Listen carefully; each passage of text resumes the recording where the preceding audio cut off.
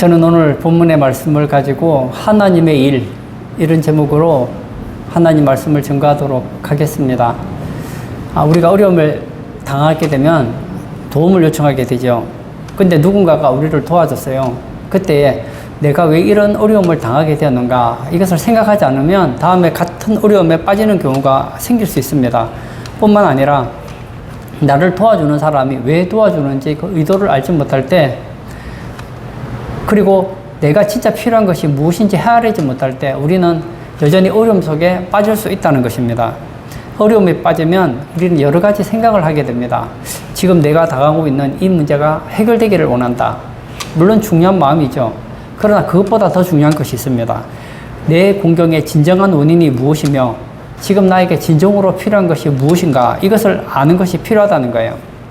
배고픈 사람에게 밥 한 끼 주면 되게 감사하죠. 그러나 그러면 한 끼 배를 채울 수는 있겠지만 그의 근본적인 어려움을 해결해 줄 수는 없다는 겁니다. 예수님을 따르던 수많은 무리들이 바로 이러했다는 것입니다.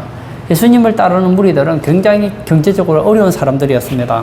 수십 년간 전란이 있었고 지칠 대로 지친 자들이었습니다. 그들에게는 먹을 것이 필요했고 그들을 이끌어줄 지도자가 필요했습니다. 혹시 예수님이 다윗과 같은 그런 지도자가 되지 않을까 사람들은 기대하고 있었습니다. 그러던 어느 날 예수님께서 오병이어를 가지고 5,000명을 먹이는 이 놀라운 표적을 보게 됩니다.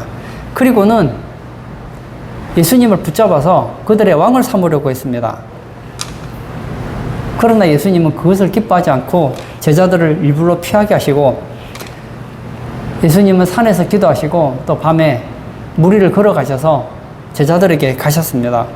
그런데도 오병이어의 기적을 맛본 이 무리들은 계속해서 자신들의 피로를 채우기 위해서 예수님을 찾았습니다. 예수님께서 산에 가신 것을 알고 산에 갔는데 예수님이 안 계신 거예요. 어제 배가 한 척 있었는데 그 배 한 척은 제자들이 배를 타고 가버렸어요. 배가 없는데 예수가 없는 겁니다. 대체 어디 갔는가? 산에도 없고 배는 한 척밖에 없는데 제자들이 다 타고 가버렸고, 그래서 어떻게 합니까? 22절에서 24절 제가 읽도록 하겠습니다. 그 이튿날 바다 건너편에 서 있던 무리가 배 한 척 외에 다른 배가 거기 없는 것과 또 어제 예수께서 제자들과 함께 그 배에 오르지 아니하시고 그 제자들만 가는 것을 보았더니, 그러나 디베라에서 배들이 주께서 축사하신 후 여럿이 떡 먹던 그곳에 가까이 왔더라. 무리가 거기에 예수도 안 계시고 제자들도 없음을 보고 곧 배들을 타고 예수를 찾으러 가버나움으로 가서 예수님의 행적이 묘연했습니다. 무리들은 반신반의하면서 제자들을 찾아가면 혹시 만날 수 있지 않을까 해서 갔습니다. 갔더니 이게 웬일입니까? 예수님께서 제자들과 함께 있는 거예요. 무리들이 놀라지 않을 수 없었습니다. 25절 바다 건너편에서 만나 랍비여 언제 여기 오셨나이까 하니, 그들은 예수님을 만나서 굉장히 기뻐했습니다. 반가워했습니다. 그러나 예수님의 태도는 너무너무 차가웠습니다. 그 이유는 이 무리들이 예수님을 찾는 목적이 빵을 넣는 데 있다는 것을 아셨기 때문입니다. 무리들은 오병이어의 기적으로 체험을 받고 시간이 지나자 배가 또 고팠습니다. 저들은 날이 새게 바쁘게 바다를 건너서 예수님을 찾아왔습니다. 예수님을 만나면 저분은 나의 배고픔을 채워줄 것이다. 그들의 관심사는 먹는 것이었습니다. 하지만 예수님은 그들의 마음을 읽으시고 냉정하게 대하셨다는 거예요. 우리는 예수님을 찾는 이 무리들, 그리고 거기에 대한 예수님의 반응, 또 무리들과 예수님의 대화를 통해서 주시는 이런 음성을 듣기를 원합니다. 6.25 전쟁 직후에 굉장히 우리나라 사람들이 경제적으로 어려움을 많이 겪었죠. 먹을 것이 없으니까요. 그때 미국으로부터 많은 구호물자들이 들어왔습니다. 특히 미국에 있는 교회들이 이런 구호물자를 많이 보내주었습니다. 그런데 그냥 보내준 것이 아니라 한국 교회를 통해서 구호물자가 배급되었습니다. 그래서 교회에 가면 교회를 통해서 많은 구호물자를 통해서 경제적인 문제를 해결할 수 있었습니다. 그래서 수많은 사람들이 교회를 찾았습니다. 교회 와서 예배를 드립니다. 새벽 기도도 나와요. 수요 기도에도 참석해요. 금요 기도에도 나와요. 교회에서 하는 그런 사경에도 참석해요. 얼마나 믿음이 좋은지 모릅니다. 그런데 전쟁이 끝나고 시간이 지나서 이제는 우리나라가 어느 정도 경제적인 자립이 되었다고 생각했는지 구호물자가 줄어들기 시작했습니다. 그리고 심지어 어떤 교회는 더 이상 구호물자를 주지 않았습니다. 그러자 많은 사람들이 교회를 떠났다는 겁니다. 저분은 저렇게 예수 잘 믿고 예배도 빠지지 않고 기도를 저렇게 열심히 하시는 분이었는데 분명히 믿음 좋다고 생각했는데 다시는 교회를 돌아오지 않더라는 거예요. 그분들이 왜 교회를 나왔습니까? 육신적인 필요를 얻는 것이 목적이었기 때문입니다. 육신적인 필요를 얻기 위해서 교회에 나와서 열심히 종교 생활을 했습니다. 그러나 그들의 중심은 예수가 아니었어요. 교회가 아니었고 하나님이 아니었습니다. 먹는 문제였습니다. 오병이의 기적을 맛보았던 무리들이 바로 그러했다는 겁니다. 26절 예수께서 대답하여 이르시되 내가 진실로 진실로 너희에게 이르노니 너희가 나를 찾는 것은 표적을 본 까닭이 아니요 떡을 먹고 배부른 까닭이로다. 예수님께서도 말씀합니다. 너희들이 지금 나를 찾는 목적은 표적을 보았기 때문이 아니다. 떡을 먹고 배부른 까닭이로다. 그들의 머릿속에는 항상 가장 중요한 것은 생활의 안정이었습니다. 이분만 붙들고 있으면 최소한 굶어 죽을 걱정 안 해도 되겠구나. 먹는 문제, 이 부분은 저 예수님을 따라가면 해결될 수 있구나 하고 찾았다는 거예요. 사랑하는 성도님, 신앙생활 하면서 이 경제적인 부분을 우리가 외면할 수 없지요. 그러나 여러분, 우선순위라는 것이 있습니다. 예수님께서 원하셨던 것은 경제적인 필요, 예수님 무시하지 않습니다. 그러나 그것보다는 영혼의 문제에 더 관심이 많았다는 거예요. 예수님은 무리들의 그 육신적인 필요를 외면하지는 않으셨지만 더 중요한 것은 영혼을 살리는 것이었습니다. 예수님은 이적을 통해서 표적을 보여주셨습니다. 이 표적은 예수님은 하나님께로부터 오셨다는 것을 보여주는 표적이었다는 거예요. 27절 한번 볼까요? 썩을 양식을 위하여 일하지 말고 영생하도록 있는 양식을 위하여 하라. 이 양식은 인자가 너희에게 주리니 인자는 아버지 하나님께서 인치신 자니라. 예수님께서는 무리들에게 얘기합니다. 썩을 양식을 위하여 일하지 말고 영생하도록 있는 양식을 위하여 일하라 얘기하십니다. 예수님께서 오병이의 기적을 일으키셨을 때에 무리들은 흥분했습니다. 배가 부르니까 이 예수님을 따라잡으면, 예수님을 따르면, 예수님을 우리의 왕으로 모시면 우리가 가장 절실한 문제라고 할 수 있는 이 먹는 문제 예수님 해결해 주실 것이라고 생각했습니다. 근데 여러분, 아무리 좋은 음식을 먹어도요, 내일 되면 배가 또 고파요. 아무리 좋은 음식을 먹어도 그 음식은 육신의 배를 채울 수는 있을지 모르겠지만 영혼을 살리지는 못한다는 겁니다. 아무리 육신적인 것을 먹는다고 해도 이 영혼의 기갈을 해결할 수 있는 길은 없다는 거예요. 육신적인 떡은 떡이고 하나님 말씀은 따로 먹어야 된다는 거예요. 예수님께서는, 하나님께서는 자신에게 영생하도록 하는 양식을 주시기 위해서 인을 치셨다는 거예요. 인을 치셨다는 것은 도장을 찍었다는 거예요. 여러분, 예수님께서는 하나님 말씀을 무리들에게 전하셨습니다. 근데 그 말씀이 하나님 말씀인지 아닌지 어떻게 할까요? 표적이 필요하다는 거예요. 여러분, 오병이어를 통해서 5,000명을 먹이는 거, 이건 사람이 할 수 있는 영역이 아닙니다. 이건 누구의 영역입니까? 하나님의 영역입니다. 예수님께서 오병이어의 표적을 보여주신 것은, 이 이적은 예수님은 하나님이 보내신 자가 확실하다. 예수님이 하는 말은 하나님의 말씀이 확실하다는 것을 보여준다는 거예요. 우리 주변에 보면 이 유사품이 많고 가짜가 참 많습니다. 예전에 제가 카세트를 사는데 그 카세트가 너무 싼 거예요. 그래서 카세트를 사고 보니까 짝퉁이었습니다. 끝에 글자 하나가 틀리더라고요.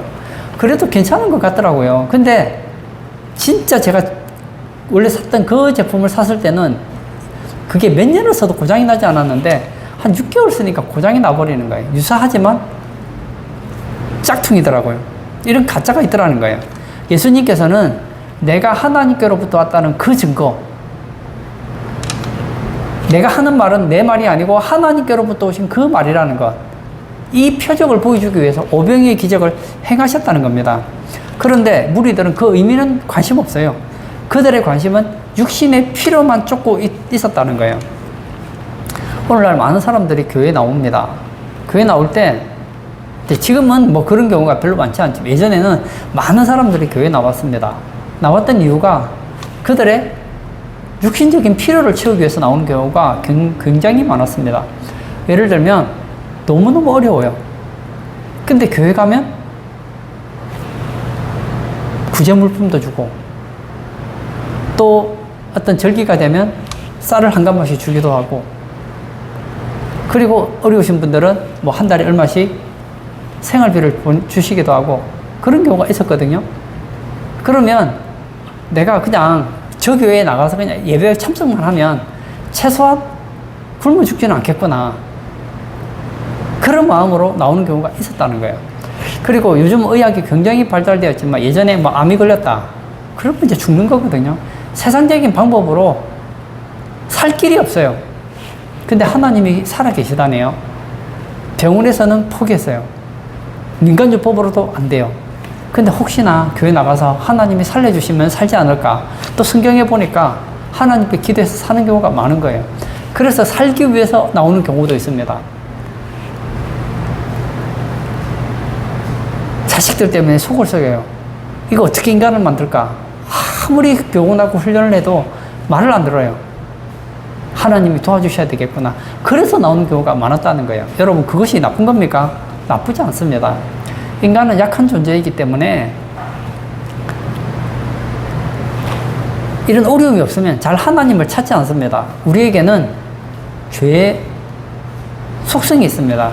이 죄는 어떤 특징을 가지고 있느냐면 할 수만 있거든 하나님 도움을 안 받으려고 합니다. 할 수만 있으면 하나님과 멀어지고자 하는 이런 죄의 속성이 있단 말이에요. 하나님은 왠지 부담스러운 거예요.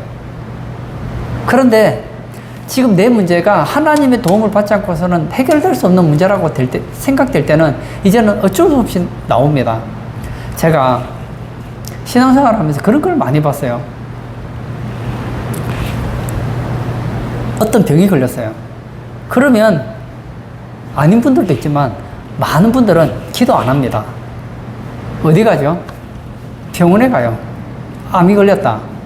기도하기보다는 병원에 갑니다. 의사를 더 신뢰합니다. 근데 하나님은 언제 찾느냐? 병원에 갔는데 소망이 없대요. 이제 안 된대요. 그러면 이제 살 길이 없잖아요. 마지막 히든 카드로 하나님을 붙잡지, 만약 하나님을 붙잡지 않고도 내 문제를 해결할 수 있는 방법이 있으면 사람은 좀처럼 하나님을 찾으려고 하지 않는다는 거예요. 만약에 우리 식구들이 다 건강해요. 자녀도 문제가 없어요. 우리 가정도 문제가 없어요. 경제적으로 문제가 없어요. 건강해요. 사회에서 인정받아요. 직장도 안정적이에요. 그리고 내가 특별히 뭐 사회적으로 문제를 일으키지도 않아요. 윤리적으로도 어느 정도 괜찮게 살아요. 사람들에게 존경도 받아요. 그러면 뭐가 답답하다고 교회 나가겠느냐고요. 하나님을 왜 찾겠느냐고요. 인간은 근본적으로 할 수 있으면 하나님을 찾고 싶지 않은 것이 인간의 본성이란 말입니다. 그래서 처음에 교회 나올 때는 대부분 오늘 예수님을 찾아봤던 이 무리들처럼 떡 때문에 찾아오는 경우가 굉장히 많다는 겁니다. 나는 이 문제를 해결하고 싶은데 이 문제를 내 힘으로는 해결할 수가 없어요. 하나님의 도움이 절실합니다. 하나님께 내가 나의 이 문제를 해결해 주기를 원하는 마음으로 찾아옵니다. 그리고 그 문제가 해결되면 이제 그다음부터는 이제 교회를 떠나게 되는 경우가 허다하죠. 왜냐? 내 필요를 채웠으니까요. C.S. 루이스가 이런 얘기를 했습니다. 하나님은 처음 믿는 초신자에게는 굉장히 관용하시고 너그러우시다. 이 신앙이 어릴 때는 교회 나와서 하나님께 뭔가를 달라고 기도하면 하나님께서는 굉장히 관용하시고 너그러우시다는 거예요. 우리가 생각할 때 뭘 저런 걸 구하나 싶은데 그런 것도 들어주신다는 거예요. 하지만 여러분, 하나님께서 그걸 들어주시면서 우리에게 요구하는 것이 있습니다. 아, 하나님은 살아계시는구나. 우리가 하나님께 기도했는데 하나님이 들어주셨어요. 내 문제를 해결해 주셨어요. 내게 떡을 주셨습니다. 우리 가정의 문제를 해결해 주셨습니다. 그때 우리는 알게 되죠. 아, 하나님은 살아계시구나. 하나님은 성경에 나와 있는 그 하나님이 맞구나. 그 성경을 통해서 우리는 하나님을 알게 되죠. 아, 하나님은 나의 수단이 아니라 나의 목적이요, 나의 존재 이유구나. 그리고 하나님을 경외하게 되어 있습니다. 그래서 신앙이 자라면 자랄수록 하나님은 더 이상은 굉장히 관용하시고 너그러우시지만은 않다는 겁니다.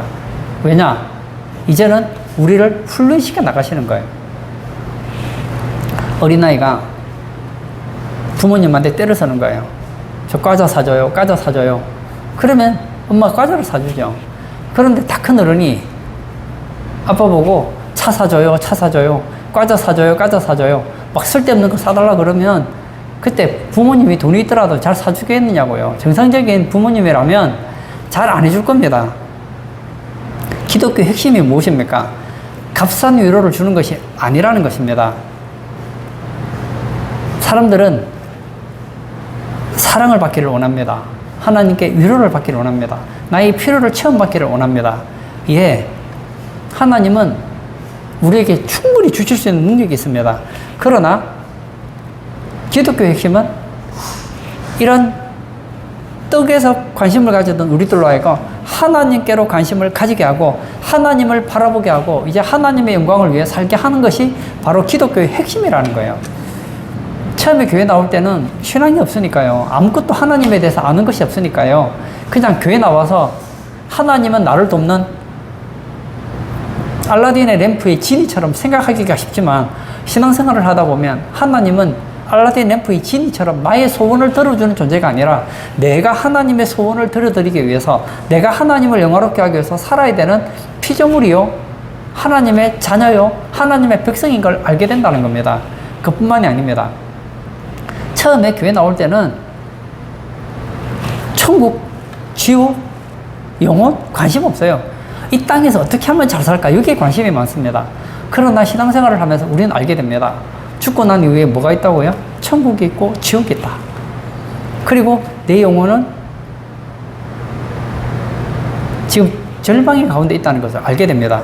그래서 신앙을 가지면 가질수록 뭘 깨닫게 되죠? 아, 나는 망하게 되었구나.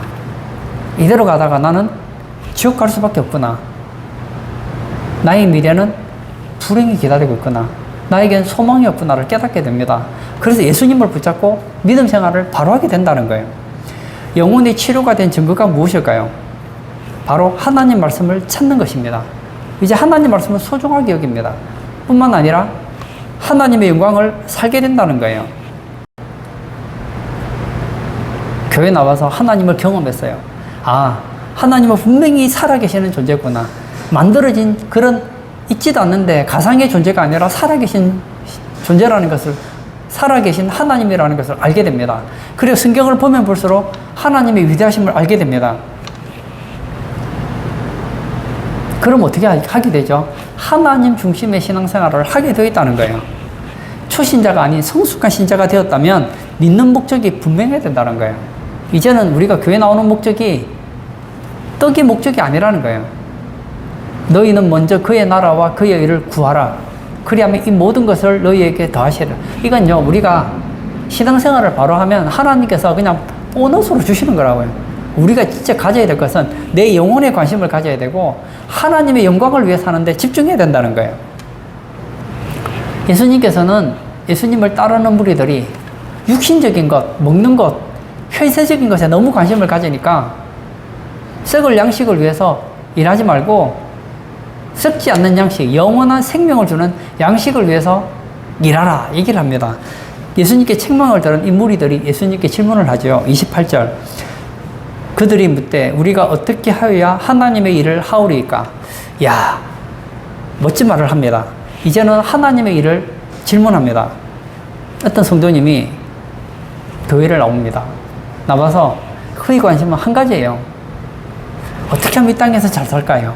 어떻게 하면 우리 애가 잘 살까? 어떻게 하면 우리 아이가 공부를 잘할까? 어떻게 하면 부자가 될까?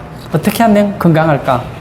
어떻게 하면 이 땅에서 내가 원하는 그런 지상낙원을 누리면서 살 수 있을까? 여기에 관심이 집중되었는데 대화의 얘기가 어떻게 하면 돈을 벌까? 어떻게 하면 건강할까? 어떻게 하면 자식 잘 기를까? 어떻게 하면 우리 가족끼리 행복하게 살까? 이런 얘기만 하던 어떤 성도가 갑자기 목사님을 찾아왔습니다. 목사님, 제가 이제는 하나님의 일을 하고 싶습니다. 제가 하나님의 일을 하고 싶은데 어떻게 하면 될까요? 하고 묻는다면 목사님이 아마도 감동을 받을 거예요. 이야, 은혜를 받았구나. 이제 하나님이 기뻐하는 삶을 살려고 하는가 보다 생각했는지 모릅니다. 오늘 본문에 이 무리들도 예수님의 얘기를 듣고 어쩌면 이렇게 생각했는지도 모르죠.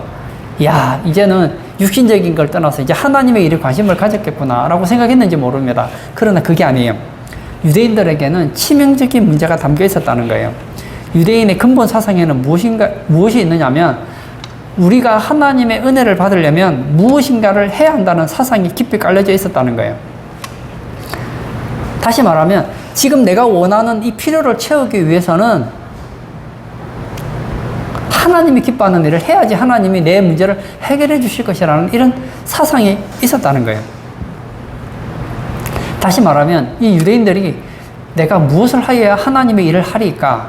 내가 어떻게 하면 하나님이 기뻐하는 일을 할 수 있겠습니까? 어떤 것이 하나님의 일입니까? 라고 묻는 여기 질문에는 하나님의 일에 관심을 가지는 것이 아니라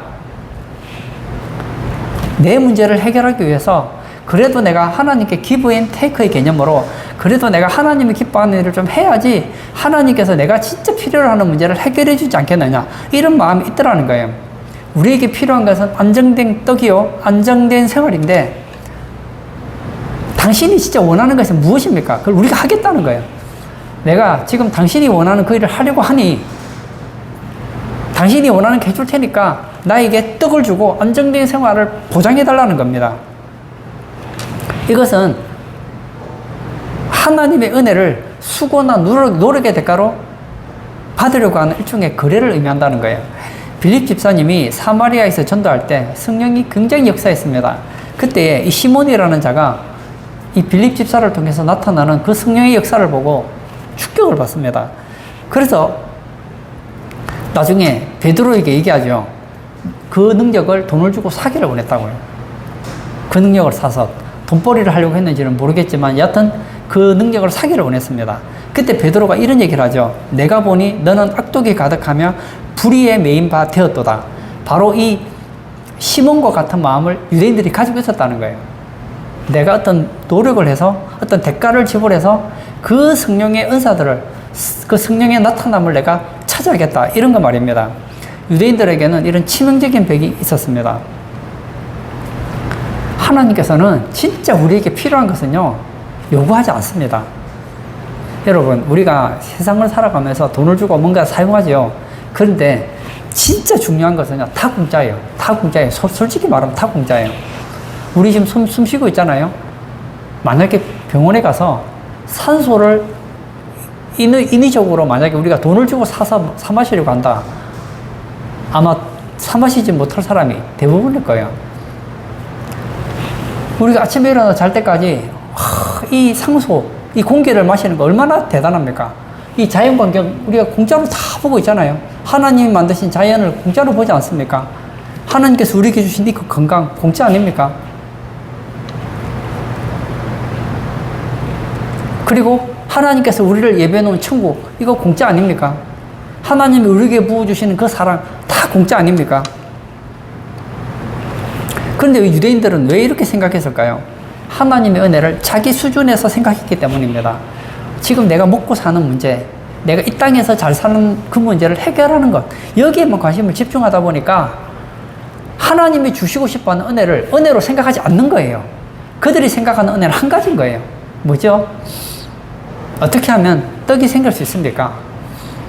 어떻게 하면 로마의 압제로부터 자유를 얻을 수 있습니까? 이것이 그들이 생각하는 은혜였다고요. 아니라니까요, 그게. 은혜는 무엇입니까? 사형당할 수밖에 없는 자를 살려주는 것. 이것이 은혜입니다. 죽을 수밖에 없는 자가 재용서받고 하나님의 자녀가 되는 것. 이것이 바로 은혜거든요. 하나님께서는 무리들에게 떡을 주셨습니다. 그 떡을 줄 때 어떤 조건을 요구하지 않았습니다. 그냥 값없이 주셨어요.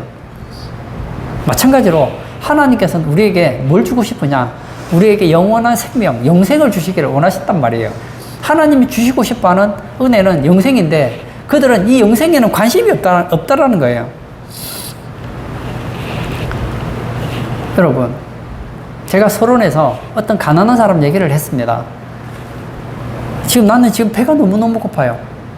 그래서 나는 이제 한 끼 밥을 원하고 있어요. 그러나 그 한 끼 밥을 얻어먹었다고 해도 저녁이 되면, 그리고 내일이 되면 또 부족해요. 진짜 이 사람에게 필요한 건 무엇입니까? 가난 자체를 해결할 수 있는 시스템을 만드는 게 중요한 거 아닙니까? 그 시스템이 만들어지지 않으면 오늘도 구걸해야 되고 내일도 구걸해야 되는 거 아닙니까? 우리에게 진짜 필요한 것이 무엇인가? 우리는 다시 한번 돌아봐야 됩니다. 유대인들이 생각할 때 내게 지금 가장 필요한 것은 떡이다. 지금 현실적인 문제를 해결하는 것이다 라고 생각하지만 예수님은 그게 아니랍니다. 진짜 우리에게 필요한 것은 떡이 아니라 영혼의 구원이에요. 죄에서 구원받는 것이고 지옥 백성에서 천국 백성 되는 것이고 마귀의 자녀에서 하나님 자녀 되는 것, 이것이 하나님이 진짜 주고 싶어하는 은혜라는 거예요. 근데 이런 것을 중요하게 생각하지 않으니 예수님께서 아무리 말씀하셔도 동문서답이 되는 거예요. 솔직히 우리가 만약에 어떤 선한 행위를 통해서 하나님을 감동시킨다고 한번 생각해 보세요. 우리 선이라는 것이 대체 무엇입니까?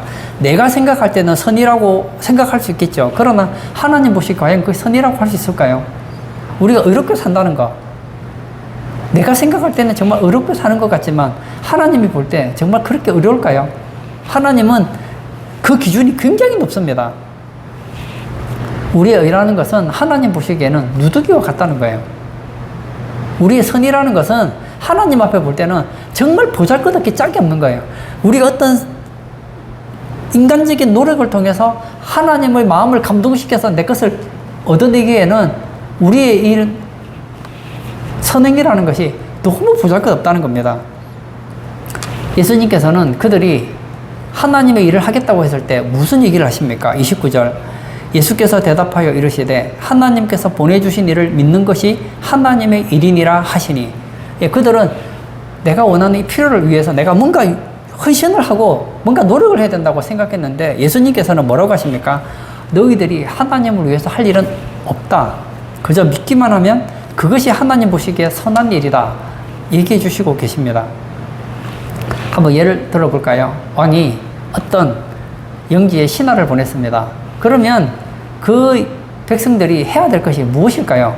이 백성들이 정말 왕이 보낸 신하 앞에서 해야 되는 일이 무엇일까요? 그것은 그 신하를 영접하고 신하의 말에 복종하는 거예요. 왜냐? 그 신하가 하는 말은 신하의 말이 아니죠. 누구의 말입니까? 왕의 말이기 때문에. 유대인들의 문제가 무엇입니까? 자신의 생각을 추호도 포기할 생각이 없다는 거예요. 예수님께서 하나님께서 보낸 사람임을 분명히 보았음에도 불구하고 자기들이 가지고 있는 그 생각을 포기하고 싶지가 않은 거예요. 혹시라도 예수님이기 때문에 내가 중요하게 여기는 것을 포기하게 될 것 때문에 계속 빙빙빙빙 돌리면서 예수님을 시험만 하고 있는 거예요. 하나님의 일에는 순서가 중요합니다. 하나님의 일의 첫 번째 순서는 하나님이 보내신 자, 하나님의 아들을 믿는 것입니다. 여기서 믿는다는 것은 하나님 말씀을 받으라는 것입니다. 보세요. 하나님께서 그 아들을 보내셨습니다. 그러면 그 백성들이 해야 될 것이 무엇일까요? 하나님을 믿는다면 하나님이 보내신 자를 믿어야 되겠죠. 뭘 믿습니까? 그 아들이 보낸 말을 믿어야 되는 거 아닙니까? 예수님께서는 계속 얘기하는 것이 무엇입니까? 영생이요 생명에 대한 얘기를 하고 있습니다. 하나님의 나라를 얘기하고 있습니다. 그렇다면 그들의 생각을 바꾸어야 된다는 거예요. 이제는 하나님 말씀을 받아들여야 된다는 거예요. 이제는 내가 중요하게 생각하는 것이 중요한 것이 아니고 하나님께서 그의 아들을 통해서 하시는 말씀을 내게 주시는 말씀으로 받아들이고 하나님 말씀과 내 생각이 다르면 버려야 된다는 거예요. 세상의 지식은 경험을 통해서 체계화됩니다. 그러나 하나님의 지식은 이런 경험을 통해서 얻을 수 있는 것이 아닙니다. 이것은 철저한 계시를 통해서 얻어지게 된다는 거예요. 그러므로 유대인들에게 예수님께서는 하나님이 보내신 자를 믿어야 된다고 얘기하고 있습니다. 하나님이 보내신 자를 믿는다는 것은 예수님이 하는 그 말씀, 하나님 말씀을 내게 주시는 말씀으로 영향력 있게 받아들이라는 거예요. 그것이 내게 주시는 말씀으로 받아들이라는 것입니다. 두 번째, 여기서 믿는다는 것은 예수님께 자신을 완전히 의탁하는 것을 얘기하고 있습니다. 여러분, 믿는다는 것은 의지하는 것입니다. 하나님께서 그의 아들 예수님을 보내주셨습니다. 그 예수님을 믿는다는 것은 이제는 예수님을 의탁한다는 거예요. 이제 내 인생을 예수님께 맡긴다는 거예요. 사형리에 보면 원세계가 있습니다. 거기 보면 이런 게 있죠. 한 종류의 사람은 내가 나의 인생의 주인이 되어 살아가는 사람이 있습니다. 또 한 종류의 사람은 그 보좌에 예수님과 내가 서로 교대로 앉는 경우가 있어요. 평소에는 예수님이 나의 인생의 왕이지만 중요한 문제가 생기면 예수님을 내려앉히고 내가 결정하는 경우가 있습니다. 세 번째는 예수님을 나의 인생의 왕으로 모시고 살아가는 사람이 있습니다. 여러분, 이 땅에 있는 사람들은 그런 생각을 가집니다. 만약에 나의 의지를 예수님께 다 의탁하고 다 맡겨버리면 나라는 존재는 없는 것이 아닌가, 이런 생각을 가져요. 아니, 내 인생은 나의 것인데 내가 소중하게 생각하는 거, 내 의지를 예수님께 다 맡겨버리고 나면 나는 살아도 사는 게 아닌 거 아니냐, 이런 생각을 가지기 쉬운데 아니에요. 오히려 내가 나의 인생의 주인이 되면 어떤 일이 생깁니까? 내게 일어나는 모든 문제를 내가 다 해결해야 되지 않습니까? 근데 내가 내게 닥치는 모든 문제를 해결할 수 있는 능력이 있습니까? 안 되잖아요. 이것보다는 평소에 예수님을 나의 왕으로 모시는 사람이 낫습니다. 그러나 그에게도 문제가 있죠. 왜냐? 이 사람은 평소에는 예수님 잘 믿는 것 같고 예수님께 자기 인생을 의탁하는 것 같지만 결정적인 문제가 생기면 예수님 좀 내려오십시오. 이제는 제가 제 인생을 컨트롤하겠습니다. 이 인생은 내가 예수님께 맡길 수 없습니다. 하고 내가 나의 인생의 의지자가 되려고 한단 말이에요. 근데 여러분, 우리가 할 수 없는 문제를 내가 나의 인생의 주인이 되어서 내 인생 컨트롤 하려고 하면 더 안 되겠죠. 처음보다는 나아요. 아니, 처음부터 나의 인생을 내 마음대로 사는 사람보다는 그래도 내가 내 인생을 예수님께 나의 인생을 의탁하는 것이 낫긴 낫습니다. 근데 이것도 불안전해요. 제일 안전한 것이 무엇입니까? 예수님께 나의 인생을 다 의탁하는 거예요. 하나님이 보내신 자를 믿는다는 것은 내 인생을 예수님께 다 맡기라는 거예요. 떡 문제 가지고 신경 쓰지 말라는 거예요. 그거는 너희가 신경 쓸 게 아니고 내가 신경 쓸 거라는 겁니다. 세 번째는 이제는 하나님께서 주도하시는 삶을 살아야 된다는 거예요. 내가 생각할 때 중요한 삶이 아니라 하나님께서 중요한 삶을 살아야 된다는 거예요. 이 땅에는 두 종류의 사람이 있습니다. 내가 중요하게 생각하는 인생을 살아가는 사람이 있고, 그리고 하나님이 중요하게 생각하는 인생을 살아가는 사람이 있습니다. 누구의 삶이 아름다울까요? 여러분, 내가 나의 삶의 주인이 되어 살아가면 그 인생은 자기가 자기 문제를 다 해결해야 됩니다. 그러나 하나님이 중요하게 생각하는 일, 하나님이 나의 인생을 주도하게 하는 삶을 살아가게 되면 이제는 하나님이 나의 인생을 책임지신다는 거예요. 하나님은 만왕의 왕이십니다. 예수님은 만왕의 왕이십니다. 그분의 말을 내게 주시는 말씀으로 받아들이고 그 예수님께 나의 인생을 맡기고 하나님께서 나의 인생을 주도하도록 맡겨버리면 어떤 일이 생기느냐? 다윗과 같은 인생이 돼요. 시편 23편에 이런 말이 있죠. 여호와는 나의 목자시니 내게 부족함이 없으리로다. 양과 목자의 관계를 보면 목자가 앞을 갑니다. 그러면 인도하면 양이 그 목자를 따라가죠. 그렇게 따라가 보니까 어떻다고요? 부족하지 않다는 거예요. 이 백성들은 어떤 삶을 살기를 원합니까? 이 무리들이 예수님께 나와서 요구하는 것은 나는 떡이 필요하고 예수님의 능력이 있으니 내가 당신이 원하는 삶을 조금 살아드릴 테니 당신은 내가 원하는 인생을 만들어 달라는 거예요. 그러나 예수님은 그게 아니랍니다. 정말 너희들이 해야 될 일은 하나님이 보내신 자를 믿는 것이다. 다시 말하면 예수님의 말씀을 내게 주시는 말씀으로 받아들이고 그들의 인생을 예수님께 맡기고 예수님이 그들의 삶을 주도하도록 따라가라는 거예요. 그러면 모든 문제는 해결됩니다. 하나님께서 나의 인생의 목자가 되시고 나의 인생을 주도하도록 내버려 두시면, 그리고 나의 인생을 주님께 맡겨버리고 따라가게 되면 이제는 내 문제는 더 이상 내 문제가 아닌 거예요.